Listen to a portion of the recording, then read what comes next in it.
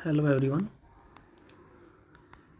इस वीडियो में हम बीए फर्स्ट ईयर के सेम फर्स्ट की फर्स्ट स्टोरी जो पिजन्स एट डे ब्रेक है उसका जो टेक्स्ट शेष रह गया है उस टेक्स्ट को ट्रांसलेट करने की कोशिश करते हैं। Otima soon lost the light-heartedness that had come to her with this unaccustomed change of scene। Scene यहाँ से शुरू है इस कहानी का। आज ओटिमा बसु या यूँ कह सकते हो आप मिस्टर बसु के एरिया में लाइट नहीं आएगी आज रात को। मिस्टर बसु अस्थमे का मरीज़ है, सांस लेने में कठिनाई है। नीचे कमरे में बंद कमरे में बिना इलेक्ट्रिक फ़ैन के सोना संभव नहीं था, गर्मी बहुत ज़्यादा थी। इसलिए मिस्टर बसु का बेड छत पर लगाया जाता है और बुल्लू जो कि उनका एक पड़ोसी है उसकी सहायता से उसके बिस्तर को छत पर लेकर आते हैं और बुल्लू को भी दोनों मिलकर उनका पड़ोसी बुल्लू और वो मिस्टर बसु की पत्नी मिसेज ओटिमा ये दोनों मिलकर उसे ऊपर लेकर आते हैं। तो उसके बाद अब यहाँ से कहानी शुरू होती है। हालांकि ऊपर आने के बाद भी उसको कुछ ज़्यादा राहत नहीं मिली मिस्टर बसु को। उसको हवा में घुटन ही महसूस होती है, वातावरण में डस्ट ज़्यादा है, इसलिए उसको ज़्यादा राहत नहीं मिली। लेकिन जो चेंज था एनवायरनमेंट में कि आज बंद कमरे की बजाय बाहर खुले में सोएंगे और पड़ोसी से बात करके जो तनाव थोड़ा सा कम हुआ था मिसिस ओटिमा का वो जल्दी ही ख़त्म हो जाता है। Otima soon lost the light-heartedness that had come to her with this unaccustomed change of scene। जो जिस चीज़ के वो आदी नहीं थे, किसके ऊपर सोने के, वो आदी किसके हो गए थे, नीचे सोने के बंद कमरे में। ये जो पर्यावरण का माहौल का बदलाव था, नज़ारे में जो स्थिति में जो बदलाव था, इसके कारण जो उसका दिल हल्का महसूस कर रहा था, थोड़ी सी खुशी महसूस कर रहा था, ओटिमा उस खुशी को, उस दिल के हल्केपन को, तनाव के कम होने को जल्दी ही खो देती है। कहने का मतलब उसकी वो खुशी समाप्त हो गई। Otima soon lost the light-heartedness that had come to her with this unaccustomed change of scene। जो माहौल में परिवर्तन के कारण उसके दिल को थोड़ी सी राहत महसूस होती है वह जल्दी ही समाप्त हो गई। She tired of dragging around the pillows and piling up the bolsters। She tired वह थक गई थी of dragging around the pillows and piling up the bolsters. तकियों को खींच कर एक दिशा से दूसरी दिशा में ठीक करने के लिए, उन्हें एडजस्ट करने के लिए और गोल तकियों को ऊपर नीचे रखने में उनको भी सही तह में लगाने के लिए वो थक चुकी थी। हेल्पिंग हिम इनटू ए सिटिंग पोजीशन। अपने पति को बैठी हुई पोजीशन में लेकर आने के लिए वो तकियों को, बिस्तर को एडजस्ट करती रहती है, सही पोजीशन बनाती रहती है। इस कार्य में वह थक गई थी। And then lowering him into a horizontal one. और कभी उसको वह सीधा लेटाती है, कभी बैठी हुई पोजीशन में लेकर आती है। तो बार बार जो उसे तकियों को चेंज करना पड़ता है, इस कार्य ने उसको थका दिया था। Bringing him his medicines. उसकी दवाई लाने में। Fanning him with A palm leaf. और एक पाम के पत्ते से बार बार अपने पति को हवा करने में। And eventually of his groans and sobs as well. और अंततः उसके दर्द की चिल्लाहटों से या वह जो सुबक सुबक कर रोता है उसकी सिसकियों से वह परेशान हो गई थी, वह ऊब गई थी, वह थक गई थी। फाइनली अंततः she gave up and collapsed on to her own string bed. वह ये सब काम छोड़ देती है, हवा करना, दवाई लेकर आना, यानी कि सब काम निपटा देने के बाद वह उसकी जो हवा करने की वह जो हवा कर रही थी उसको करना बंद कर देती है, तकियों को ठीक करना बंद कर देती है और थक हार कर वह अपने बिस्तर में लेट जाती है। Lying there exhausted and sleepless. वहाँ उस बिस्तर में वह बिल्कुल थकी हुई और बिना किसी नींद के लेटी रही। Too distracted by the sound of traffic to sleep. और जो ट्रैफिक की आवाज़ थी, जो उसका नॉइज़ था, वह उससे इतनी परेशान थी कि वह सोने में असफल रही। टू डिस्ट्रैक्टेड, उसका ध्यान भंग हो रहा था। Bye the sound of traffic, यातायात के साधनों के शोर शराबे से। टू स्लीप, वह सोने के लायक नहीं थी। All through the night her husband mound. रात भर, ऑल थ्रू द नाइट पूरी रात, ऑल थ्रू द नाइट रात भर उसका पति, हर हस्बैंड माउंड दर्द से चिल्लाया। All through the night her husband moaned and gasped for air. वह हवा के लिए हाँफता रहा, मुंह खोलकर वह सांस लेने की कोशिश करता है। टुवर्ड्स डॉन, सुबह होने की तरफ जब टाइम जाता है तब। It was so bad, towards dawn. It was so bad that she had to get up and massage his chest. उसकी हालत इतनी बुरी हो गई थी, किसकी, उसके पति की। मिस्टर बसु की हालत सांस लेने में इतनी बुरी हो गई थी कि उसकी पत्नी उठ जाती है। She had to get up, उसे उठना पड़ा, नींद छोड़नी पड़ी। एंड मसाज हिज चेस्ट, और उसकी सीने की या छाती की मालिश करनी पड़ी। व्हेन डन लॉन्ग, जब काफ़ी देर तक मसाज की जाती है। एंड पेशेंटली इनफ, और धैर्यपूर्वक की जाती है। It seemed to relieve him, तो ऐसा लगता है मसाज करने से मिस्टर बसु को थोड़ी सी राहत मिली है।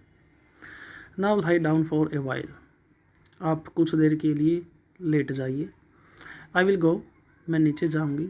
And get some iced water for your head, she said, उसने कहा अपने पति से, मैं नीचे जाऊंगी और आपके लिए ठंडा पानी, माथे पर ठंडे पानी की पट्टियाँ रखने के लिए मैं लेकर आती हूँ। Lowering him on to the bed, उसे अपने बिस्तर पर लेटाती हुई ये बात उसे बोलती है। And went tiredly, and she went tiredly down the stairs like some bundle of damp washing slowly falling. और वो थकी हारी भारी कदमों के साथ, थकने के बाद शरीर धीरे धीरे मूव करता है। She went tiredly down the stairs, वह सीढ़ियों से थकी हुई नीचे उतरती है। कैसे उतरती है? Like some bundle of damp washing, गीले कपड़ों की जैसी कोई गठड़ी हो। Slowly फॉलिंग, जैसे कि वह नीचे लुढ़क रही हो सीढ़ियों से अपने आप, जैसे गीले कपड़ों को एक गठरी में बांध दिया जाए और उसको लुढ़का दिया जाए सीढ़ियों से, तो ऐसे वो नीचे आ रही है। हर आइज ड्रूप्ड, उसकी आंखें झुकी हुई है। हैवी बैग्स हेल्ड दी टाइडनेस अंडर देम, और उसकी पलकें, हैवी बैग यहाँ पर क्या है? आंखों की पलकें, भारी आंखों की पलकें। भारी आंखों का मतलब वेट से नहीं है, बल्कि थकी हुई, निद्रालु, जिनमें नींद रह गई हो, थोड़ी सी सूजन उसमें हो जाती है, इसलिए हैवी बैग्स कहा इसने पलकों को, कि उसकी आंखें थकी हुई, नीचे झुकी हुई और अपने अंदर नींद को समेटी हुई है। To her surprise, Mrs Otima को हैरान कर देने के लिए, there was a light on in their flat, उनके घर में भी लाइट आ चुकी थी, लेकिन अभी समय नहीं हुआ था लाइट आने का। सुबह 6 बजे का निर्धारित समय था, लेकिन लाइट निर्धारित समय से पहले ही आ गई थी। Then she heard the ticking of the fan, जो उनका पंखा आवाज़ कर रहा था हर चक्कर में, वह उस टिक टिक की आवाज़ को सुन लेती है। She had forgotten to turn it off when they went up to the terrace, जब रात को वो छत पर सोने के लिए आए थे। When they went up to the terrace, जब वो रात को सोने के लिए छत पर आए थे, तब she had forgotten to turn it off, turn off का मतलब स्विच ऑफ कर देना, कि पंखे को स्विच ऑफ करना वह भूल गई थी, इसलिए लाइट आने पर वह स्वतः ही स्टार्ट हो जाता है और टिक टिक की आवाज़ उसे सुनाई देती है। And it seemed the electricity had been switched on again, और ऐसा प्रतीत हो रहा कि पंखा चल रहा है तो ज़रूर लाइट किसी ने छोड़ दी होगी, लाइट को दोबारा ऑन किया गया है। Earlier than they had expected, उस समय से पहले ही जिसकी उन्हें उम्मीद थी 6 बजे की, लेकिन 6 बजे से पहले ही किसी ने लाइट को ऑन कर दिया है। The relief of it brought her energy, light आने में जो खुशी होती है, जो उसे आराम महसूस होता है, ये चीज़ उसके शरीर में ऊर्जा भर देती है। बैक इन ए बाउंड, एक बहुत बड़ी मात्रा में उसके शरीर में पुनः ऊर्जा भर देती है लाइट आने की खुशी। शी बसल्ड अप द स्टेयर्स, वह बिल्कुल तेज गति से सीढ़ियों के ऊपर चढ़ती है। I will bring him down, him यहाँ पर मिस्टर बसु के लिए, या मैं उसे दोबारा नीचे लेकर आऊँगी। He will get some hours of sleep after all, आखिरकार उसे कुछ घंटों की नींद तो नसीब होगी। He will get some hours of sleep, कुछ घंटे तो वह आराम से सोएगा आफ्टर ऑल, आखिरकार। शी टोल्ड हर सेल्फ, ये बातें वह मन ही मन में सोच रही है। It is all right, she called out as she went up to the terrace again, वह जैसे ही रास्ते से दौड़कर दोबारा छत पर आती है तो अपने पति से बोलती है कि इट इज़ ऑल राइट, डरो मत, सब कुछ ठीक है। शी कॉल्ड आउट, उसने यह बात कही, एज कब, जब, when she went up to the terrace again, दोबारा वह छत पर आती है। The electricity is on again, बिजली दोबारा आ गई है। कम, आइए, I will help you down, नीचे जाने में मैं आपकी मदद करती हूँ। आई विल हेल्प यू, मैं आपकी मदद करती हूँ, डाउन, नीचे जाने में। You will get some sleep in your own bed after all, जिस बेड पर आप सोने के आदी थे, आप अपने बिस्तर में लेटकर कुछ तो नींद जरूर ले लोगे। You will get some sleep, आपको कुछ नींद प्राप्त होगी। In your own bed after all, आखिरकार आप अपने बिस्तर में पहुंच जाओगे और आपको कुछ नींद नसीब होगी। लेकिन बदले में उसे जवाब कुछ और ही मिलता है। ही रिप्लाइड क्वाइट जेंटली, बड़े प्यार से उसने कहा, क्वाइट जेंटली, बहुत विनम्र स्वभाव के साथ। ही रिप्लाइड, मिस्टर बसु ने प्रत्युत्तर दिया, लीव मी अलोन, प्लीज़ मुझे अकेला छोड़ दो। वाई, शी क्राइड, क्यों, अरे क्या हुआ। आपको अकेला क्यों छोड़ दिया जाए। आई विल हेल्प यू, मैं आपकी मदद करूँगी नीचे जाने में। You can get into your own bed, आप अपने बिस्तर पर चले जाइए। You will be quite comfortable, आपको वहाँ एकदम राहत महसूस होगी। He said again in that still voice, उसी स्थिर स्वभाव आवाज़ में उसने फिर कहा, लीव मी अलोन, प्लीज़ मुझे अकेला छोड़ दो। इट इज़ कूल नाउ, अब बाहर कुछ ठंड है। इट वॉज, और ठंड थी भी।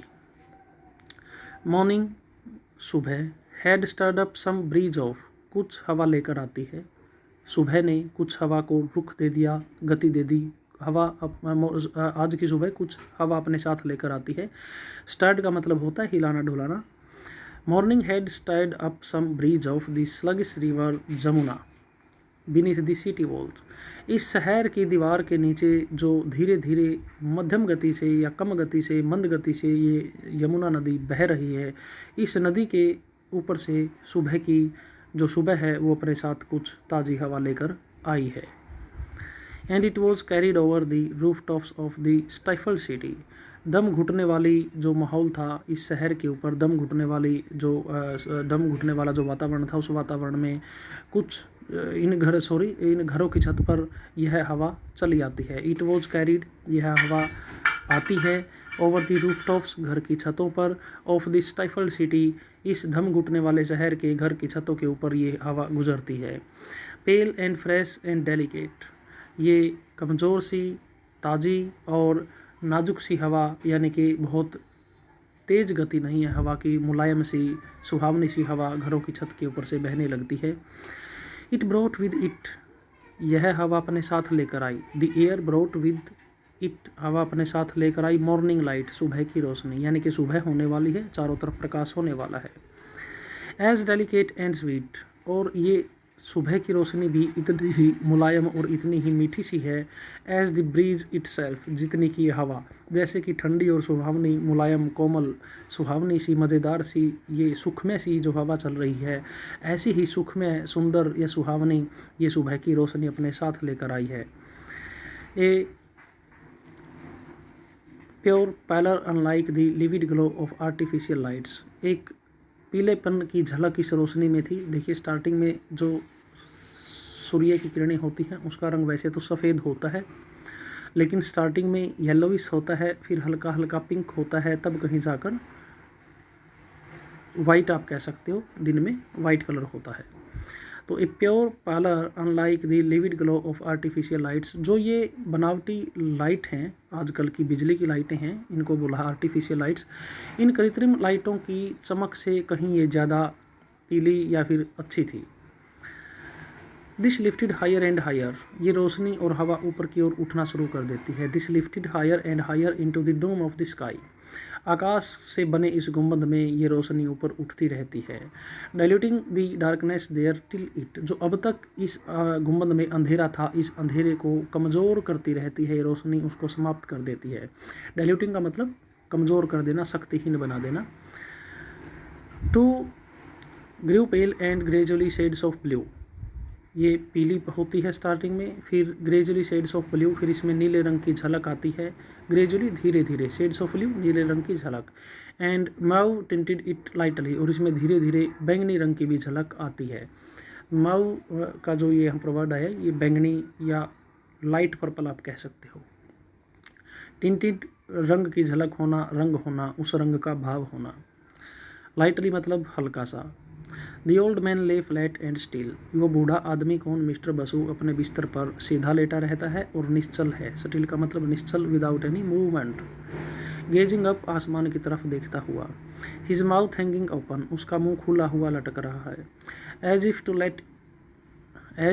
To let it pour into him, जैसे कि वह इस सुबह की हवा को या फिर इस सुबह की रोशनी को अपने अंदर खींच लेना चाहता हो, उसे पी जाना चाहता हो। As cool and fresh as water, जैसे कि नदी का पानी ताज़ा और ठंडा था। एज कूल एंड फ्रेश, जैसे कि ताज़ा या ठंडा उस नदी का पानी है, ऐसे ही ताज़ी और ये ठंडी सुबह की हवा है। इस हवा को वह अपने अंदर पी जाना चाहता है, क्योंकि उसे सांस लेने में कठिनाई है और वो मुंह खोलकर लंबे लंबे सांस लेता है, जैसे कि वह पूरी हवा को अपने अंदर समेटना चाहता है।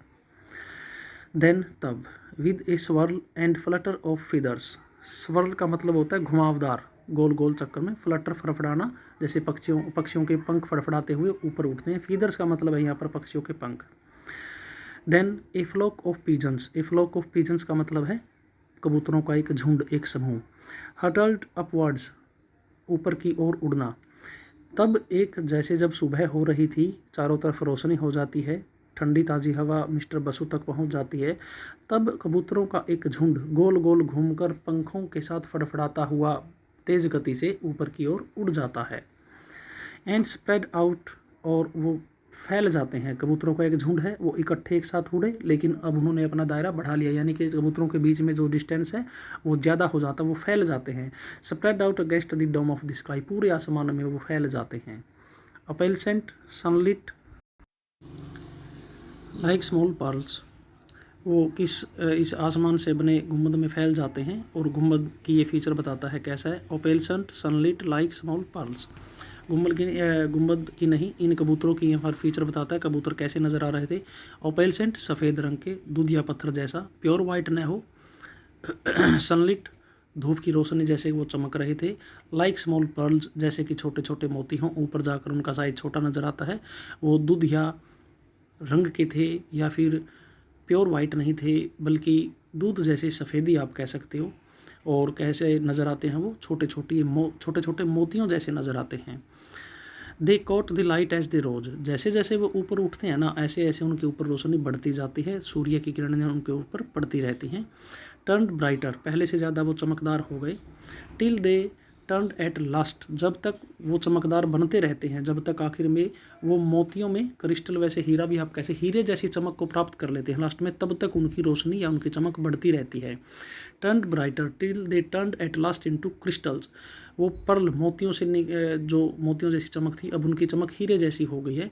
जब तक वो हीरों की तरह नहीं चमकने लगे, तब तक उनकी चमक बढ़ती रहती है, इंक्रीज होती रहती है, ये मीनिंग है इसका। इनटू प्रिज्म ऑफ लाइट, और वो किरणों के एक प्रिज्म में तब्दील हो जाते हैं चारों तरफ से उनके ऊपर, यानी कि वो जो कबूतरों का झुंड था, अब वो रोशनी का हिस्सा बन गए, उनके तरफ चारों तरफ रोशनी ही रोशनी है। Then they disappeared into the soft deep blue of the morning, सुबह के गहन या फिर गहरे नीले मुलायम आकाश में वो अदृश्य हो जाते हैं, यानी कि ऊपर की ओर उड़ जाते हैं। तो जैसे ही ये समाप्त होता है, यहाँ पर आपका चैप्टर या आपकी कहानी समाप्त होती है, इसमें संदेश मिलता है कि वो जो कबूतरों का झुंड ऊपर गया है, वो एक्चुअल में बसु की आत्मा को रिप्रेजेंट करता है। वो कबूतरों का झुंड नहीं, बल्कि बसु की आत्मा गई है और परमात्मा से मिल गई है। अब उसके आत्मा में कोई अंधेरा नहीं बचा, कोई पाप या कोई दोष नहीं बचा, वो निर्मल आत्मा अपने परमात्मा से मिल जाते हैं और ऊपर अनंत रोशनी का हिस्सा बन जाते हैं और अदृश्य हो जाती है। यहाँ से आपकी फर्स्ट स्टोरी कंप्लीट होती है। Thank you.